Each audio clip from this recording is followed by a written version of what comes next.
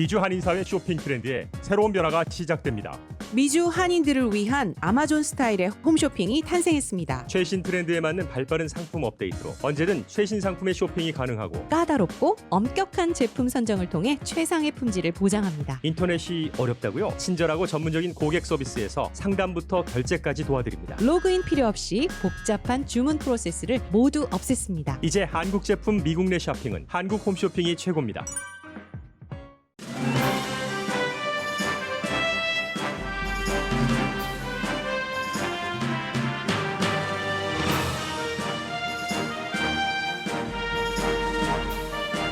트럼프 대통령과 바이든 후보의 선거 전 마지막 메시지는 코비드-19, 코로나 바이러스입니다.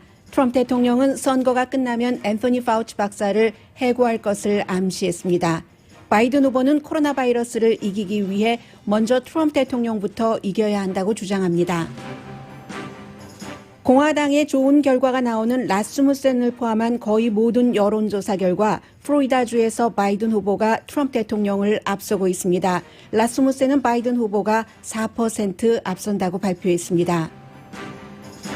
트럼프 대통령의 재선 가능성은 여론조사 결과가 완전히 틀리지 않고 완전히 틀리고 투표와 개표에 특정 개입이 없으면 그다지 높지 않습니다.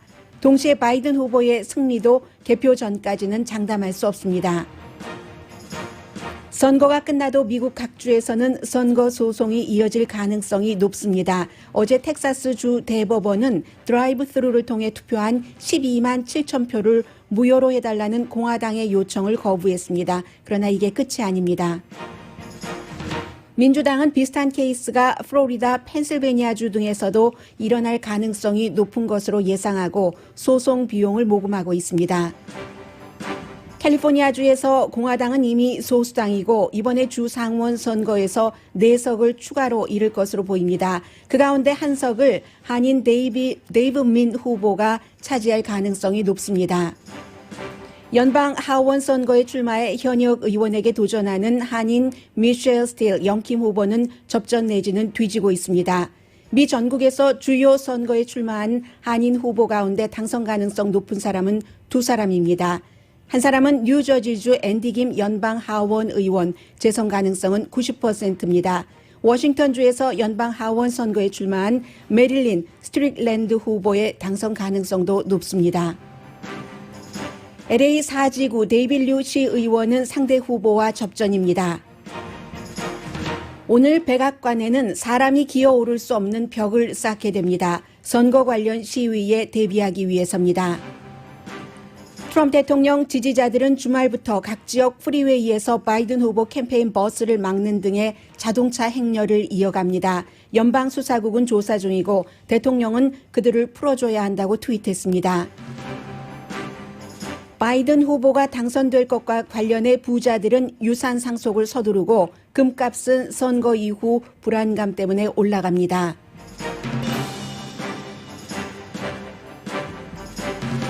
여러분 안녕하십니까? 오늘의 미국 강인신입니다. 이제 선거날 하루 전날 D-1입니다. 제가 헤드라인에서 먼저 잠깐 잘못 말씀드린 부분이 있어서 그 부분만 제대로 된 것으로 말씀을 드리겠습니다. 트럼프 대통령의 재선 가능성은 여론조사 결과가 완전히 틀리지 않고 투표와 개표에 특정 개입이 없으면 그다지 높지 않습니다. 이 내용입니다. 동시에 바이든 후보도 지금 당선된다는 것이 장담된 것은 아닙니다. 내 인생에서 가장 스트레스풀한 시기다.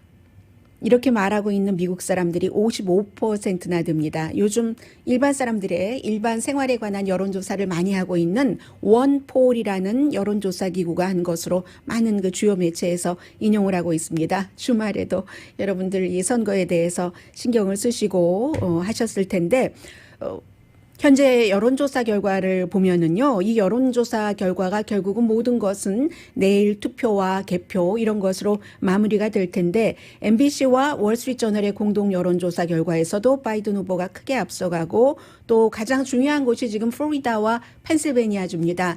트럼프 대통령은 플로리다주를 반드시 이겨야만 되고, 그러나 바이든 후보는 플로리다를 이기지 않더라도 펜실베니아를 이기면 됩니다. 그런데 펜실베니아를 지면은 바이든 후보도 다른 그 옵션을 가지고 가야지 되고요.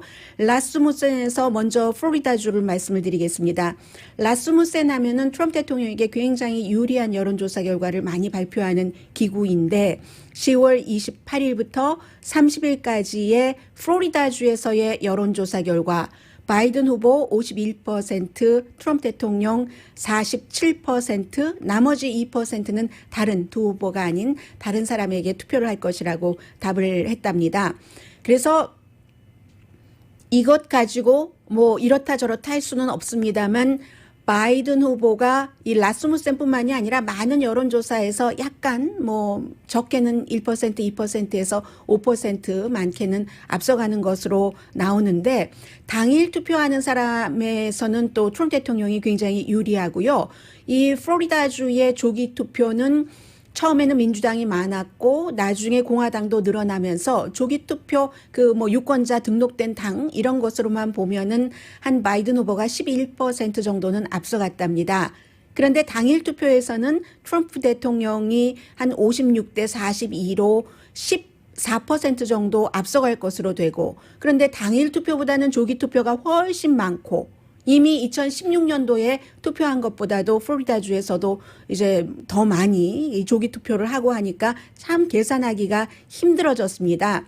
그런데 라스무센에서 한 가지 눈여겨볼 만한 것은 플로리다주의 공화당 유권자 사이에서는 11%가 바이든 후보에게 투표를 하겠다고 했고 민주당 유권자 사이에서는 2%만 공화당에 트럼프 대통령에게 투표를 하겠다고 했습니다.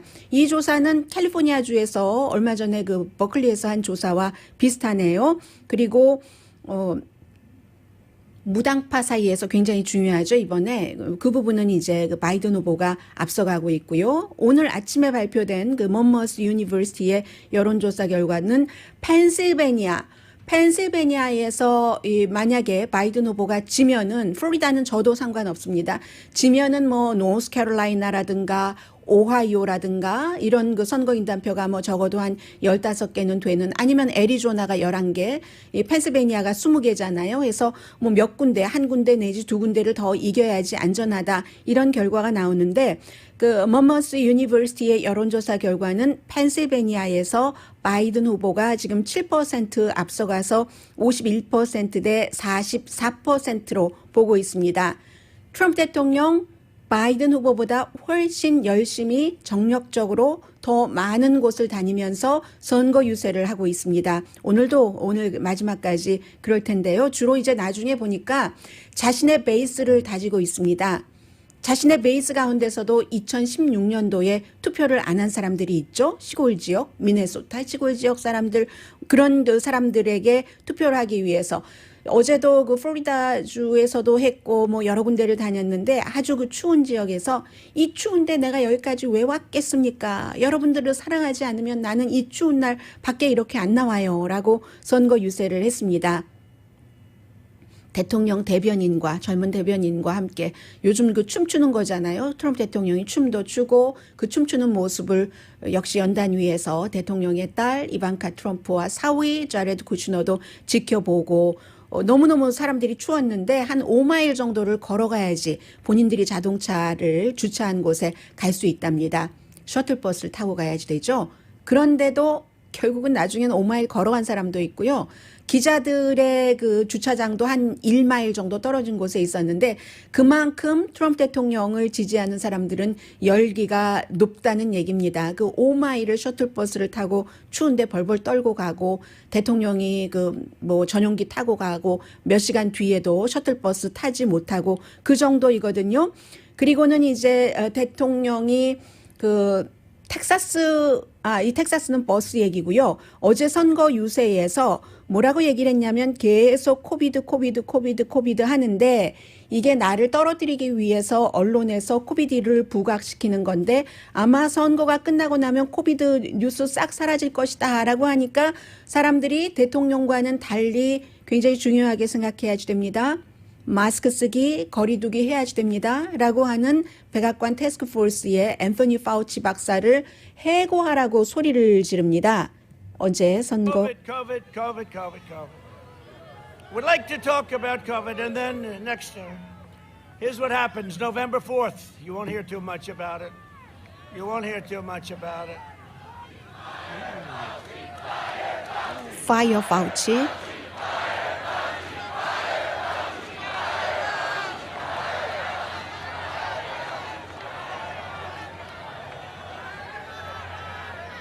Don't tell anybody, but let me wait till a little bit after the election. 네, 대통령이 파우치 박사를 해고해라 할 때 끝까지 다 이렇게 듣고 있죠 하고 소리가 더 이상은 나지 않고 잦아드니까 아무에게도 말하지 마세요 하면서 선거 끝날 때까지만 보자 하니까 이제 선거 끝나면 앤서니 파우치 박사를 해고할 수도 있다. 이제 이런 해석이 되는 거고요. 그에 비해서 똑같은 이 코로나 바이러스 그 메시지로 그 바이든 후보도 지금 마지막 그 스테이트먼트를 하고 있습니다. 코로나 바이러스, 미국 경제가 제대로 돌아가려면은 코로나 바이러스를 잡기 전에는 불가능한 일이고 코로나 바이러스를 잡으려면 그것 아무렇지도 않다고 말하는 대통령부터 제가 이겨야지 됩니다. 이게 바이든 후보의 얘기입니다. 생명이나 경제에 있어서 트럼프 대통령이 코로나 바이러스 사태 이후에 미국을 방어하지 못했다는 얘기였고요. 그래서 이제 미국 사람들이 뭐 반 이상이 가장 내 인생에서 스트레스풀한 시기라고 얘기하는 것은 그만큼 우리 인생에 있어서 운명적인 결정을 해야지 되는 선거이기 때문에 그렇습니다. 1908년도에 투표율이 68%였다고 하거든요. maybe 그것보다 투표율이 더 높을 수도 있겠죠. 이미 지금 9,500만 명이 넘었는데요. 9,548만 1,945표. 그러면 이제 1억 명 넘게 어쩌면 그 선거 투표를 할 수 있다는 얘기도 되고, 그러면 지난번 선거가 뭐 1억 3천 명 정도가 했으니까 그것보다 당일날 보통 한 뭐 37%에서 40% 정도가 당일에 투표를 한다고 했으니까 어쩌면 그것보다 조금 낮아질 수도 있습니다. 조기 투표를 많이 했기 때문에. 그래서 1908년도에 68%보다도 더 높은 이 투표율이 나올 것인지 알 수 없는 일이고요. 격전지는 지금 많습니다. 중요하게 플로리다주를 바이든 후보가 이기고 나면은 선거는 일찌감치 바이든의 승리로 끝나는 것이고, 그러나 바이든이 플로리다를 이기지 못하고 펜실베니아에서도 지면은 그 다음엔 여러 가지 경우의 수가 나와서 애리조나, 노스캐롤라이나, 뭐 조지아 이런 데가 다 들어가야지 되는 거거든요. 이러한 격전지에서 지금 그 조기 투표를 한 사람들이 굉장히 많습니다. 트럼프 대통령이 지난 며칠 동안 선거 유세를 했어도 많은 사람들에게 다가갈 수는 없었다는 얘기가 되죠. 텍사스 이미 2016년도 전체 투표보다도 많고, 그리고 노스캐롤라이나주도 2016년 전체 투표의 95%까지, 이것도 어제의 통계니까 지금 100% 넘을 수도 있습니다. 조지아주도 94%, 뭐 애리조나도 87% 이 정도 갔기 때문에 모든 이번 대통령 선거는 all about Trump. 바이든이 좋아서가 아니라 트럼프를 좋아하느냐 싫어하느냐라는 것이고, 대통령이 열심히 이렇게 선거 유세를 하고 있는 동안 주말에 스탠포드에서 발표를 했습니다. 6월 말부터 9월 22일까지 18번 트럼프 대통령이 대규모 선거 유세를 하는 동안 적어도 3만 명이 코로나 바이러스에 감염돼서 700명 이상이 숨졌다. 그 선거 유세와 관련돼서 사망하고 확진자가 그 정도 나왔다는 그 얘기입니다. 그리고 이제 트럼프 대통령이 이 코로나 바이러스 이외에는 민주당이 대통령이 되면은 사회주의 국가가 된다. 사회주의 국가는 미국에서 여러분 자산 다 내놓으라고 국가가 관리하겠다고 하면은 어느 누가 내놓겠습니까? 불가능한 얘기예요. 그렇기 때문에 이러한 일들이 그다지 주요하지 않은 것 같습니다. 민주당에서는 코비드-19 이외에는 인종 갈등, 대통령의 거짓말, 국가 이미지 실추 이런 것들을 얘기를 하고 있고요. 그런데 이제 트럼프 대통령이 이길 수 있는 가능성이 만약에 있다면 2016년도에 대학 교육을 받지 않은 백인 유권자 그룹이 58%가 투표를 했답니다. 그런데 보통 때에 그 투표했었던 것보다 투표율이 그 그룹이 낮았다고 하거든요. 그래서 그런 그룹과 지금 수백만 명의 그 뭐 260만 명 정도의 공화당 자원봉사자들이 민주당이 코로나 바이러스 때문에 가가호호 방문을 안 하는 동안에 방문을 해서 새로 등록한 유권자들이 얼마나 투표를 하는가 그런 것도 있지만 어쨌든 2016년보다는 선거학자들의 눈으로 볼 때는 트럼프 대통령이 훨씬 힘든 선거를 치르고 있습니다. 뭐 경제라든가 시위라든가 첫 번째 토론에서의 좀 추한 모습을 보여준 것 이것은 오히려 선거에 미치는 영향이 미미하다고도 볼 수 있는데 어느 하나의 지난 6개월 동안의 꼭 이 사건보다도 전체적으로 4년을 쭉 돌아볼 때 가장 높았던 때가 갤럽이었는가요? 어느 여론조사에서 50%, 49% 한 번 된 적이 있고 그 다음에 높은 것은 47%, 대체로 45% 내지는 45% 아래 30%까지 지지율이 있었고 그 이상 차고 올라가지 못했다는 것을 사람들은 전문가들은 지적을 합니다. 선거가 꼭 대통령이 물론 중요한 영향을 모멘텀이 될 수는 있지만 그 몇 개월 동안의 일만으로서 판단하지 않는다는 거죠.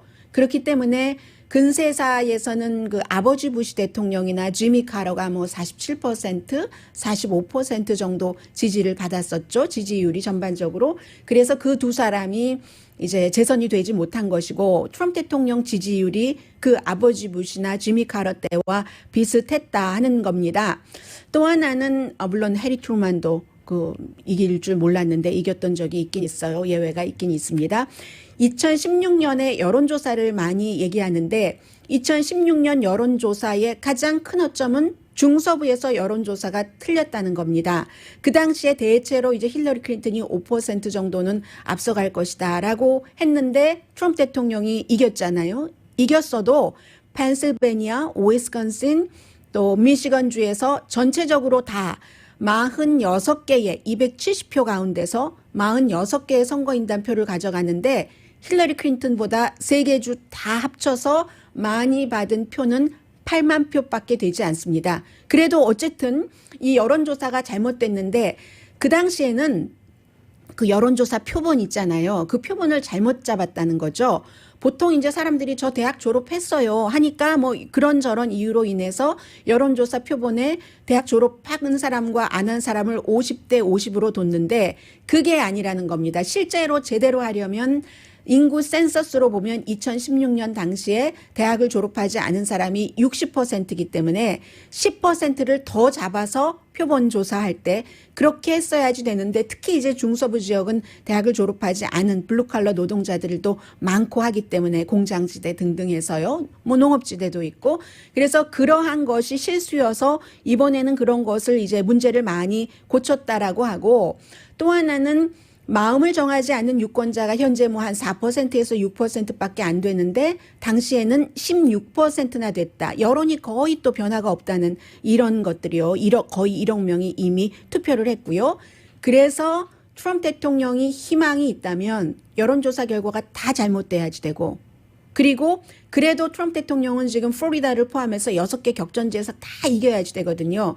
그게 쉬운 일은 아니거든요. 전문가들은 그 가능성을 뭐 한 10% 정도로 보는 전문가가 대부분입니다. 그래서 다 이겼다 하더라도 왜냐하면 2016년도에도 아무도 이기지 못할 것이라고 했는데 샤이 트럼프가 많고 해서 이겼기 때문에 또 민주당 유권자들이 투표에 안 나가고 힐러리 클린턴은 트럼프 대통령보다 더 밉다고 하면서 그래서 트럼프 대통령이 된 일이 있기 때문에 이번에도 6개 주에서 다 이길지 그것은 알 수 없는 일이죠. 그런데 이 6개 주에서 지금 뭐 드라이브인 스루 안 된다, 장애인 따로 투표하게 한 것 안 된다. 대체적으로 투표를 많이 하게 하자는 것은 민주당이고 그거 안 된다. 이미 한 것을 무효로 하지 않은 것은 공화당이거든요. 해서 격전지에서 반반이에요. 지금 펜실베니아하고 노스캐롤라이나주는 예를 들어 우편 투표의 경우에는 선거 당일 소인이 찍히면 뭐 며칠까지 뒤에 도착하더라도 이것은 유권자의 잘못이 아니니까 우정국에서 다 핸들을 못한 거니까 우편 투표가 많아서 그렇게 해라 하고 법원 판결이 나왔는데 또 다른 두 개 주에서는 그게 그렇지 않거든요. 그래서 이러한 것들이 선거가 끝나고 정말로 나는 투표를 했는데 내 표가 사표가 될 수 있는 것을 법원에서 결정을 해줄 수 있는 확률이 있는 겁니다. 그래서 오늘 폴리티코가 아주 심층 보도를 했더군요. 민주당이 그 법정 소송 비용을 마련하는 그 작업에 이미 착수를 했다는 얘기요. 해서 이제 위스콘신과 미네소타가 그렇잖아요. 안 된다. 그날까지만. 그런데 위스콘신하고 미네소타는 사실은 그 바이든 후보의 표가 많은 곳이기는 해요. 지금 펜실베니아는 어느 여론조사에서는 대체적으로 바이든이 이긴다고 하지만 또 트럼프 대통령이 많이 따라잡았다는 여론조사도 있고 하니까 위스콘신과 미네소타에서는 우편 투표가 당일 소인이 찍혀도 그날 도착을 해야지 된다 하는 얘기잖아요. 그런데 여기는 이제 바이든 후보가 격차 많이 나게 이기고 있는 그런 지역이라는 게 있고 현재 쿡 리포트가 예상하기는 아마 오늘이 마지막 예상이 되겠죠. 대통령 이 트럼프 대통령이 질 것이다. 이렇게 보고요. 바이든 후보가 이미 현재 선거인단 수를 확보를 했다고 며칠 전과 제가 지난 주말에 여러분들께 보도해 드렸던 것과 똑같습니다. 그리고 하원은 적어도 10석 정도는 가져가고 더 지난번보다 더 이제 민주당 의원이 많아지는 거죠. 232에서 242가 됩니까? 그리고 공화당은 그럼 180대가 되겠네요. 상원의 경우도 쿡 리포트도 지금 그 공화당이 다 9개의 격전지로 보고 있는데 여기서 이제 그 민주당 쪽으로 갈 것이 많아서 민주당이 다수당이 될 것으로 보고 그 밖에 모든 538, 이코노미스트, 기타 등등 여론조사에서 대체적으로 제가 지금 말씀드린 쿡 리포트와 비슷하게 보고 있습니다. 그러나 항상 선거는 투표 마지막까지 어떤 사람이 나가서 누구에게 투표하느냐 이게 이제 가장 중요하니까 그렇기 때문에 개런티라는 것을 결과가 완전히 나오기 전까지는 알 수 없다는 얘기입니다.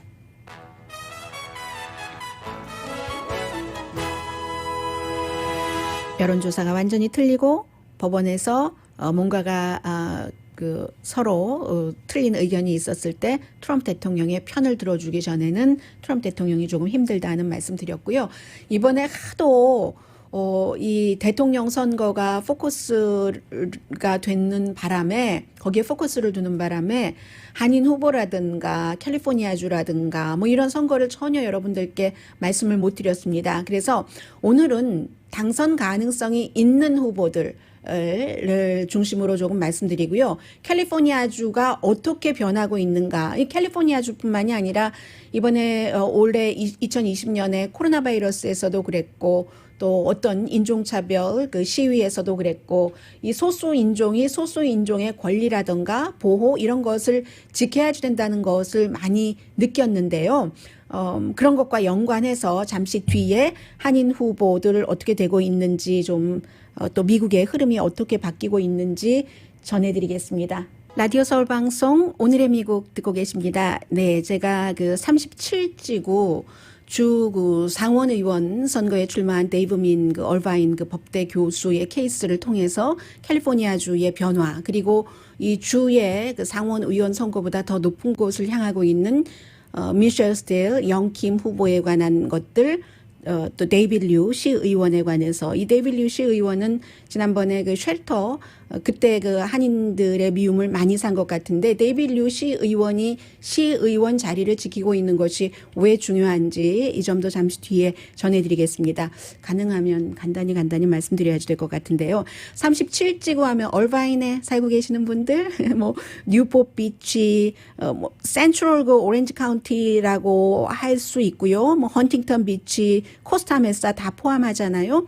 공화당이 35%, 민주당이 34.9% 거의 비슷합니다. 예전엔 이렇지 않았어요. 그리고 무당파가 25% 정도 되고 인구는 백인이 70%, 라티노 15.4%, 에이시안 14.2%입니다. 그 밖에 이제 다른 인종이 있는데 데이브 민 그 후보의 경우는 2018년도에 연방 그 하원 의원 선거에 나갔다가 그 미미 월터스 현 의원과 이렇게 했다가 이제 3위로 한 2% 정도밖에 차이 안 났어요. 모자라서 이 민주당의 다른 KT 포로 지금 이제 여러 가지 스캔들로 내려왔지만 여기에 빼앗겼고 이번에 연방에서 주 상원으로 도전을 하는데 이 지역이 캘리포니아주를 제가 말씀드리고 있는 겁니다. 오렌지 카운티도 이제 더 이상 공화당의 지역이 아닌 거예요. 4년 전에 힐러리 클린턴이 이겼던 곳이고 2018년도 중간선거에서는 오렌지 카운티인데 뉴포트 비치 뭐 이런 데인데 게빈 뉴섬 주지사를 민주당을 찍었었던 곳이거든요. 그리고 현재도 데이브 민 교수가 상대 현 의원보다 존 몰라치 의원이죠. 존 몰라치 의원보다 기금도 뭐 $100만 이상 주 선거인데 더 많이 모았습니다. 이 현역 의원은 원래 어카운턴트였는데 오렌지 카운티가 94년도에 파산했었던 때가 있잖아요. 그때 이제 오렌지 카운티 재정을 담당했고 그 뒤에 카운티 재무관이 됐고 슈퍼바이저가 됐고 해서 주 상원 의원으로 지금 일하고 있는데 네덜란드 태생이에요. 그에 비해서 이제 데이브 민 의원의 경우는 젊어요. 훨씬 젊은데 40대 44세인가 그렇거든요. 부모님께서 6.25 전쟁 겪으시고 그리고 이제 71년도에 베이 지역으로 이사를 와서 5년 뒤인가 이분이 태어나셨습니다. 그런데 그 당시에 실리콘밸리에서 자랐는데 실리콘밸리 그 당시에 실리콘밸리와 지금 오렌지 카운티가 비슷하다고 이민 후보는 얘기를 합니다. 뭐 점점 다양해지는데 워킹 클래스는 점점 뭐 생활비 같은 것이 비싸지고 하니까 계속 못 살고 있는 거예요. 그런 것을 느꼈는데 하이스쿨 다닐 때 공화당 상원 하원에서 자원봉사를 했고요. 원래 공화당이었어요. 부모님이 공화당이셨던 것처럼 해서 본인은 재정적으로는 굉장히 보수고 사회적으로는 진보적인 성향을 갖고 있는데 유펜에서 와튼스쿨에서 경영학을 공부를 했거든요. 그때 이제 트럼프 대통령 아들과 같은 클래스메이트였는데 의견이 굉장히 달라서 충돌을 많이 했다고 하더군요. 해서 왜 의견이 다르냐면 이 경제학을 공부하면서 일부 부자들만 계속 돈을 벌면은 나머지 많은 사람들이 점점 힘들어진다. 이런 시각을 갖고 있었던 사람이에요. 그러다가 반이민 정책이 캘리포니아주에서 1990년대에 강했잖아요. 공화당 주지사 시절. 그때 민주당으로 팀을 바꿔버립니다. 데이비 민 이 후보가요. 뭐 나중에 하버드 법대도 들어갔고요. 투자은행에서 일도 했고 증권거래소에서 일했고 당적을 민주당으로 바꾸면서 척 슈머의 경제자문도 했고 2008년도 뭐 이런 때 우리 버블이 있었죠. 부동산 버블 있었을 때 그리고 나서 2011년도에 UC 얼바인에서 이제부터 이제 법대에서 교수를 하게 된 겁니다. 와이프도 가정법 전문 변호사고 UC 얼바인의 가정폭력 클리닉을 운영을 하고 있는데 그 밖의 이슈는 이제 총기 폭력을 줄여야 된다. 또 학생들의 학생 숫자를 줄여야지 되고 대학 학자금은 더 많은 사람들이 교육받을 수 있도록 하고 헬스케어도 가능하면 더 많은 사람들이 받을 수 있도록 하고 이런 게 지금 데이브 민 후보의 공약이거든요. 해서 현역 의원인데도 불구하고 이제 그쪽 지역에 사람들이 바뀌는 거예요. 유권자도 바뀌고 생각도 바뀌고 오렌지 카운티가 헬스케어에 대해서 굉장히 중요하게 생각하잖아요. 그렇기 때문에 지금 굉장히 가능성이 높고요. 그리고 이분은 이런 얘기를 한답니다. 공화당 쪽에서 지적을 하기를 이 사람은 공화당의 그 후보에게 과학을 무시한다. 왜냐하면 뭐 코로나 바이러스라든가 뭐 기후 변화 이런 것에 거부하는 아주 전형적인 공화당의 시각이기 때문에 그렇게 얘기를 하면 또 공화당의 현 의원은 존 몰라치 의원은 데이브 민 후보에게 뭐 마찬가지예요. 공화당에서 하는 것처럼 언제 돈을 그렇게 많이 쓰고 뭐 사회주의 비슷하게 뭐 이런 얘기를 하는 겁니다. 그런데 이 데이브 민 후보는 그리스 철학을 얘기를 해요. 장기적인 계획을 좋아하는 분인 것 같아요. 그래서 그리스에서 하는 게 내가 그 나무 그늘에 앉지 못할 때를 생각하면서 나무를 심는 것 있잖아요. 나는 아니어도 그런 것을 하고요. 그만큼 캘리포니아주가 원래도 이제 얼마 전부터 공화당이 강한 소수당이 됐는데 민주당이 강한 다수당이 됐는데 이번에 이제 이 데이브 민 후보 지역을 포함해서 4개 추가로 상원 주 상원 의석을 잃을 것으로 보인다는 게 LA 타임즈의 전망입니다. 뭐 오렌지 카운티 레지스터도 마찬가지예요.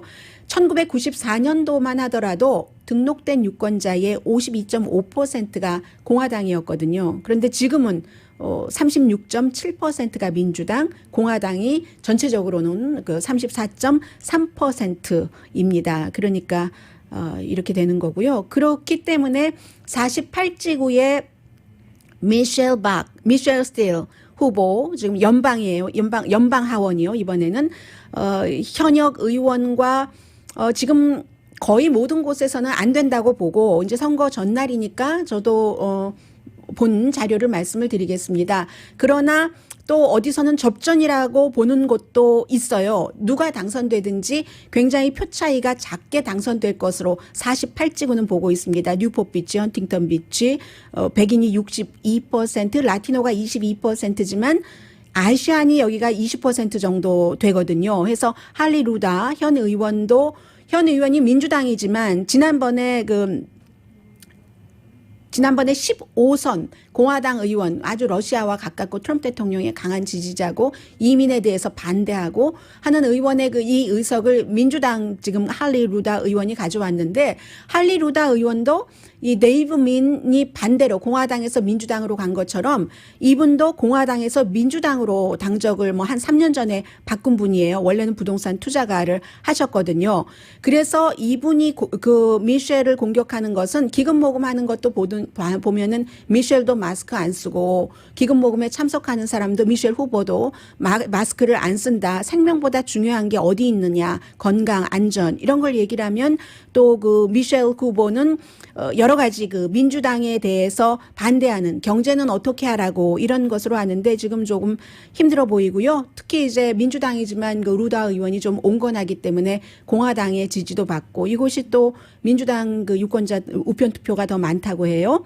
39지구 영킴 후보도 길 시스네로스 현 의원에게 거의 안 된다고 봅니다. 대부분의 전문가들은. 이 지난번에 3.2% 차이로 졌죠. 그러나 이번에 예비선거에서는 영킴 후보가 더 많이 지지율을 받았어요. 길 시스네로스보다 48.4% 대 46.8%. 원래 처음에는 50% 넘었었어요. 영킴 후보가. 그런데 나중에 쭉 계산해 보니까 이렇게 나왔는데, 여기도 마찬가지로 이제 길 시스네로스가 해군 출신으로 뭐 조지타운에서 정치학 공부하고 브라운 대학도 나오고 교육, 보통 로또에 당첨이 되면은 사람들이 뭐 섬을 사고 이러는데, 정치인으로 하면서 PPP를 지지한 것을 굉장히 강조를 하고 있거든요. 지난번에 스몰 비즈니스들에게 융자 주는 것, 그리고 코로나 바이러스 이후에는 23번을 타운홀 미팅을 했습니다. 그에 비해서 영킴 후보는 이제 첫 번째 코리안 아메리칸 캘리포니아주에서 주 하원 의원을 했고, 그 당시는 65지구였어요. 그래서 이 길 시스네로스를 온건하다고 하면서 낸시 펠로시의 하원 의장과 거의 모든 것을 같이 그 표를 한다 하면서 인사이더다, 저 사람 믿지 말아라 라고 지금 선거 유세를 하면서 내가 직책과 상관없이 오렌지 카운티의 오랜 커뮤니티 리더다. 이것은 이제 에드로이스 연방 하원 의원의 뭐 20몇 년 동안 보좌관 하면서 커뮤니티에서 일하고 봉사하고 하는 것을 얘기하면서 지금 선거 캠페인을 하고 있는데요. 그런데 이제 이 지역에서 이미 힐러리 클린턴이 뭐 8% 내지 9% 이상으로 이겼었고, 그 이후에 중간 선거에서도 여러 가지 선거에서 민주당 성향을 보여줬기 때문에, 그래서 앞서 말씀드린 데이브 민 후보는 주 상원에 나가기는 하지만 37지구, 이게 오렌지 카운티가 민주당 성향으로 바뀌면서 더군다나 미셸 스틸 후보나 영킴 후보는 공화당이기 때문에 트럼프 대통령의 반감을 갖고 있는 그 공화당의 그 유권자들이 영킴 후보나 미셸 후보도, 특히 미셸 후보 같은 경우는 트럼프 대통령과 가깝고요. 백악관의 어떤 그 자문 역할도 갖고 있고 하니까 그것 때문에도 손해를 봅니다. 이번에 굉장히 손해를 봐서요. 두 분은 좀 힘들다 하는 게 전문가들의 예상이고요. 뭐 전문가 예상이 틀릴 수도 있습니다. 그에 비해서 지금 가능한 연방 의원 경우는 현역 의원인 뉴저지 3지구의 앤디 김 의원은 뭐 99%까지 보는 사람들이 있어요. 90% 이상 민주당이고 당선될 가능성이 있다고 보고 재선이죠. 그리고 앤디 김 후보의 경우는 거기가 공화당이 강한 지역이에요. 그런데도 공화당 상공회의소에서 앤디 김에게 그 선거 자금을 주거든요. 그래서 뭐 당연히 당선되는 것으로 보고 워싱턴의 10지구의 역시 민주당인 메릴린 그 스트릭랜드 후보 한인 어머니고 흑인 아버지죠. 하원. 그래서 본인을 항상 한국의 딸이라고 하고 이제 당선되면 한미 관계에 중요하게 일하겠다라고 얘기를 합니다. 그 밖에 하나 더 보셔야 될 것이 한 사람의 정치인을 커뮤니티에서 만들어내는 것은 굉장히 힘듭니다. 그리고 아직도 무조건 한인이기 때문에 지지한다 하시는 분이 있는데요. 이제 그 시대는 지난 것 같아요. 한인 커뮤니티에 도움이 될 한인. 그러나 똑같은 경우라면 다른 후보와 한인 후보가 모든 그 케이스에 있어서 똑같이 한인 커뮤니티에 도움을 준다 하면은 한인 후보를 뽑는 게 맞겠죠. 숫자가 균형이 안 맞잖아요. 한인이 정치인이 없기 때문에. 그런 면에서 말씀을 드리는데 LA 시의원 4지구의 데이빗 류 시의원의 경우는 지난번에 LA 그 한인타운 인근에 쉘터를 짓는 것, 홈리스 피플 쉘터 짓는 것에 찬성했다고 굉장히 많은 분들께서 악감정을 갖고 계시는데 이 데이빗 류 시의원 한 사람을 만들어내기 위해서 그 당시에 4년 전에 그 한인타운의 역사를 사실은 이룬 거죠. 코리아타운에 한국 사람들이 사업을 그렇게 많이 하면서 한인 정치인이 한 명도 없었어요. 그것을 데이빗 류 의원이 해냈었고 그리고 그 시의회에 들어가서 다른 사람들이 그 중진들이 하지 못하는 어떤 개혁 같은 것을 했잖아요. 개혁 깨끗하게 하는 그런 개혁을 해서 많은 평가를 받거든요. 데일리 뉴스페이퍼도 뭐 한국일보도 마찬가지고 데이빗 류 후보를 공식 지지하는데 모든 이슈에 있어서 후보들과 다 동의를 할 수는 없습니다. 다만 개인적으로는 개인적으로 하고 커뮤니티 차원에서는 한 사람의 LA시 의원 코리안 아메리칸을 만들어낸다는 것이 너무나 힘들고 너무나 중요한 것이기 때문에 여러분들께서 혹시 뭐 데이빗 류 시의원이 한인타운은 조금밖에 포함하고 있지 않지만 선거권이 있다면 그 점도 생각해 주시면 좋겠습니다. 코리아타운, 실버레이크, 헐리우드 지역 또 뭐 셔먼옥스 뭐 이런 그 밸리 지역 같이 걸쳐 있는데 상대가 굉장히 진보적인 그런 그 여성 그 후보거든요. 인도에서 태어났어요. 남편도 본인도 헐리우드에서 아주 영향력을 갖고 있고 니티다 라만이라는 이 여성이 이 쉘터에 대해서 제가 생각을 해봤는데 maybe 그 데이빗 류 시의원이 이 여성이 하버드에서도 공부했고 MIT에서도 공부를 했는데 뭐 미투 무브먼트 이런 운동을 했고 특히 가난한 사람을 위해서 홈리스 피플을 위한 재단을 만든 사람이에요. 그렇기 때문에 홈리스 피플을 위한 재단을 만든 사람과 같이 겨뤘어야지 되는 게 데이빗 류 시의원이잖아요. 그래서 그런 점들도 있겠다 하고 아무튼 굉장히 홈리스 피플 비영리 재단 공동 창업자입니다. 그래서 여러분들께서 선거권이 있으시다면 한 사람의 정치인을 만들어내는데 코리안 아메리칸을 만들어내는데 그것도 코리아타운에서 코리아타운이 포함된 곳에서 얼마나 힘든가 하는 것을 그리고 상대 후보는 이제 버니 샌더스 측에서 지지를 하고 이 데이빗 류 의원은 낸시 펠로시, 힐러리 클린턴 뭐 이런 사람들이 지지를 하고 있어요.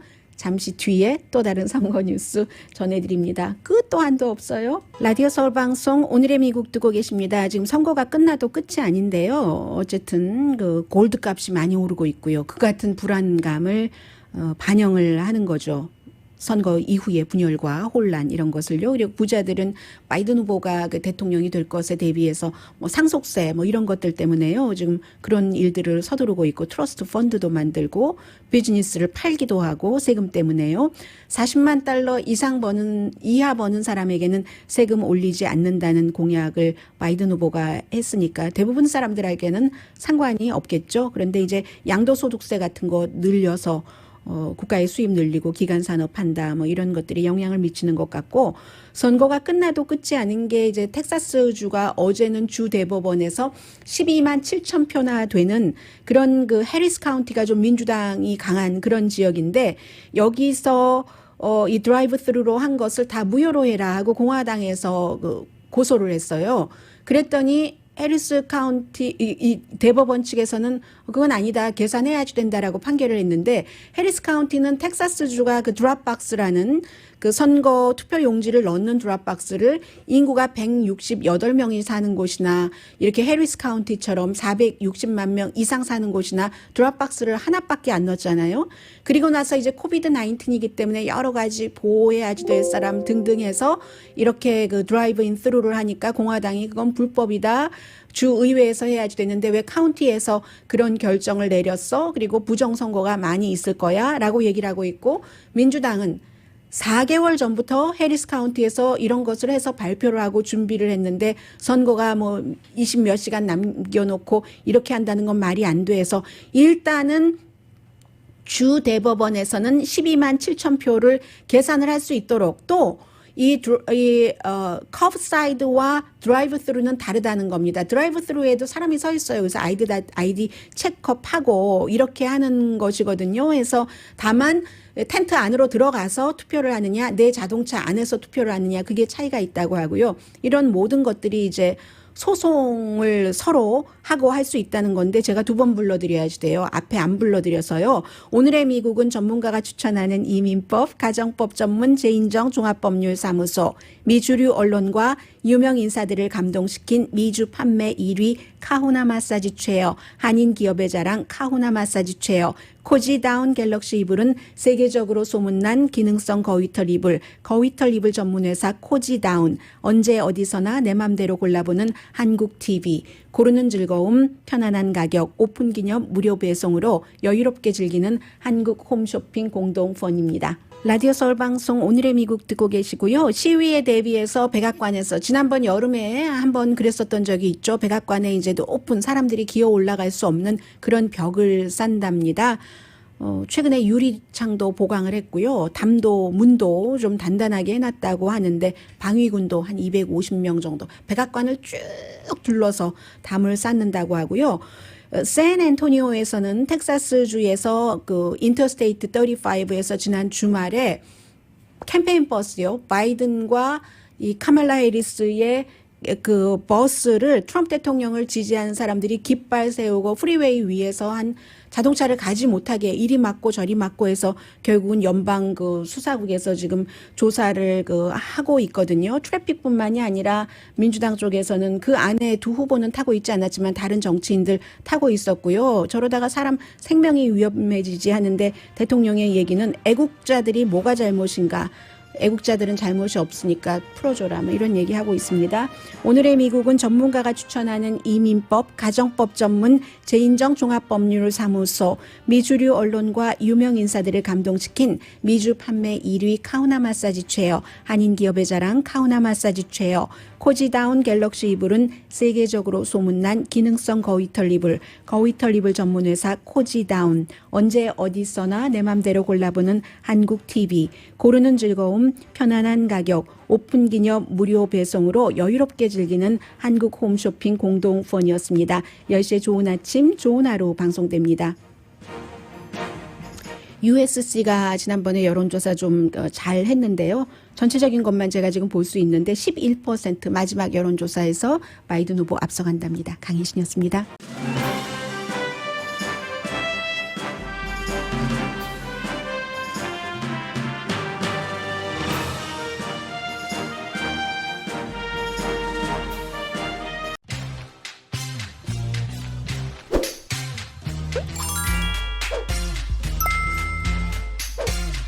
you